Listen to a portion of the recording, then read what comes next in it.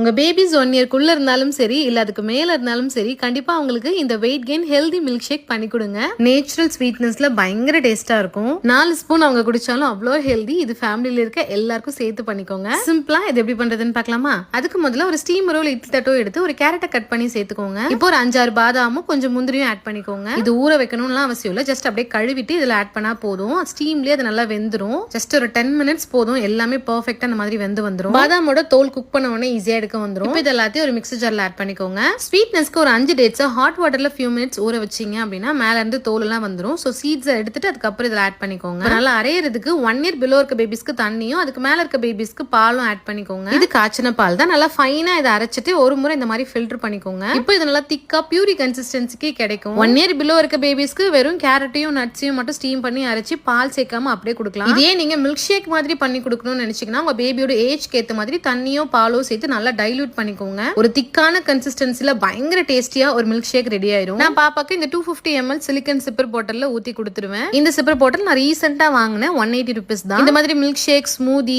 Yoghurt இதெல்லாம் வந்து நான் இதுல கொடுத்துப்பேன். பாப்பா நல்லா குடிச்சிருவாங்க. இது Amazon அண்ட் மீஷோ ரெண்டுத்துலயுமே அவைலபிளா இருக்கு. கையில இந்த மாதிரி ஒரு ஹோல்டர் கொடுக்கறதுனால பேபிஸ் வந்து அதை அழகா ஹோல்ட் பண்ணிக்கிறாங்க. ஆல்சோ இது வந்து சிலிக்கன் மேடு, பிளாஸ்டிக் கிடையாது. நான் ஒரு 4-5 சிப்பர் பாட்டில் வச்சிருப்பேன். அதுல தண்ணிக்கு, மில்க்கு, இந்த மாதிரி மில்க் ஷேக்குன்னு மாத்தி மாத்தி யூஸ் பண்ணிப்பேன். இந்த சிப்பர் பாட்டிலோட லிங்க் வேணா கமெண்ட்ல கேளுங்க, நான் சென்ட் பண்றேன். அப்படியே மறக்காம இந்த ஸ்மூதி கண்டிப்பா ட்ரை பண்ணுங்க. வேற ஏதாவது ஸ்மூதிஸ் இல்லனா மில்க் ஷேக் ரெசிபி வேணும்னா கமெண்ட்ல சொல்லுங்க. நான் கண்டிப்பா நெக்ஸ்ட் அப்லோட் பண்றேன். மறக்காம உங்க ஃபேமிலி எல்லாரோட சேர்த்து இந்த மில்க் ஷேக்கை என்ஜாய் பண்ணுங்க.